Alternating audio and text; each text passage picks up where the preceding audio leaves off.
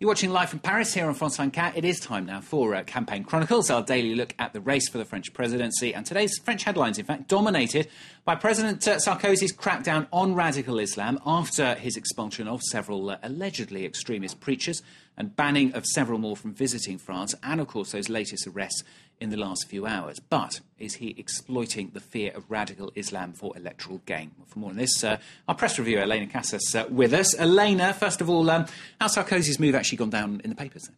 Well, the right-wing press, of course, is thrilled. Le Figaro has got Sarkozy warns Islamist associations in France. They're kind of mixing up Islamist and Islamic there. What he's done, of course, is ban several allegedly extremist preachers, as you said, from coming to France. They'd been invited to a congress of the Islamic Associations of France that's due to take place in Paris this weekend.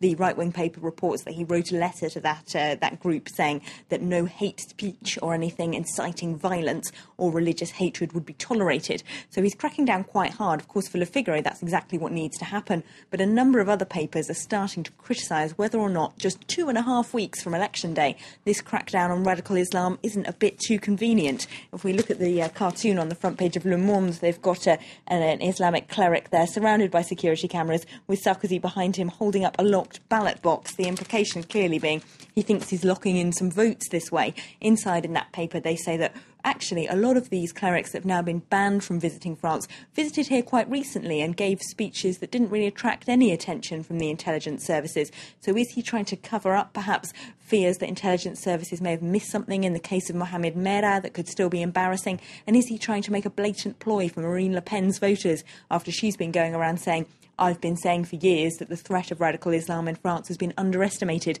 They say it all looks a bit electoral. Some of these papers, though, not the only ones to accuse Sarkozy of trying to exploit this politically, are they? No, Libération interviews an expert on Salafism today who questions whether the threat of radical Islam in France is really as big as all that. He says that actually it's been declining for years. Al-Qaeda generally is finding it difficult to recruit in Europe, as in the Middle East we can see they've been effectively overtaken by the Arab Spring and pro-democracy groups.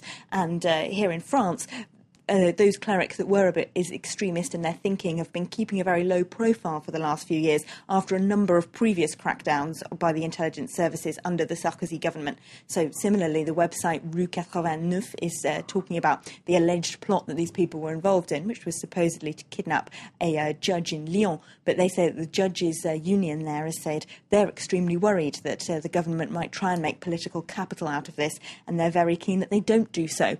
But, of course, there's another election issue here as well, which is that in France there are 1 million Muslim voters. And, it's interesting to see how they might react to all of this political capital being made out, indeed, of the issue of radical Islam.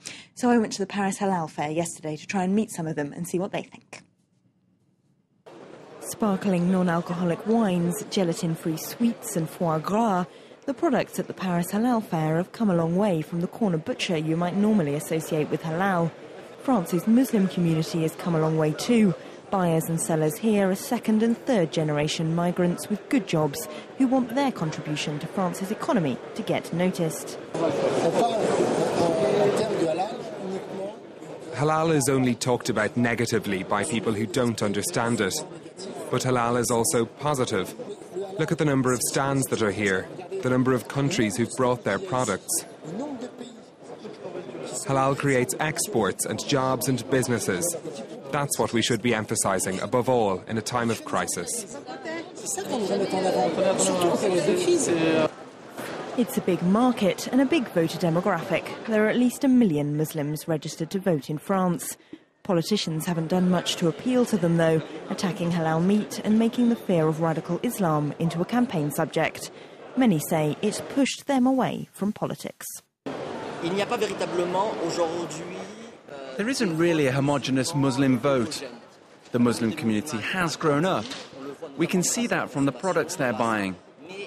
But there isn't a collective political maturity. Yes, there are individuals who will vote. There are groups of people who try to wake Muslims up and convince them to go and vote. But it's very difficult. Personally, I won't be voting. Kamel Saidi runs halal restaurant Les Enfants Terribles. He's the second generation of his family born in France, but he says politicians' remarks on Islam make him feel they're trying to force him out of French society.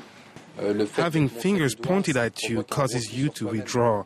It disgusts people. It doesn't make them want to make the effort to go and vote. In trying to woo the far right, some French politicians seem to have forgotten Muslims are also voters, but many now feel too disenchanted to cast a ballot. That's the latest on the controversy. Elena, thank you very much. That's Elena, our paper reviewer, back with us, of course, tomorrow here on France 24. And that was today's Campaign Chronicles. Let's have a look at the rest of the news headlines. And the military junta in Mali proposes a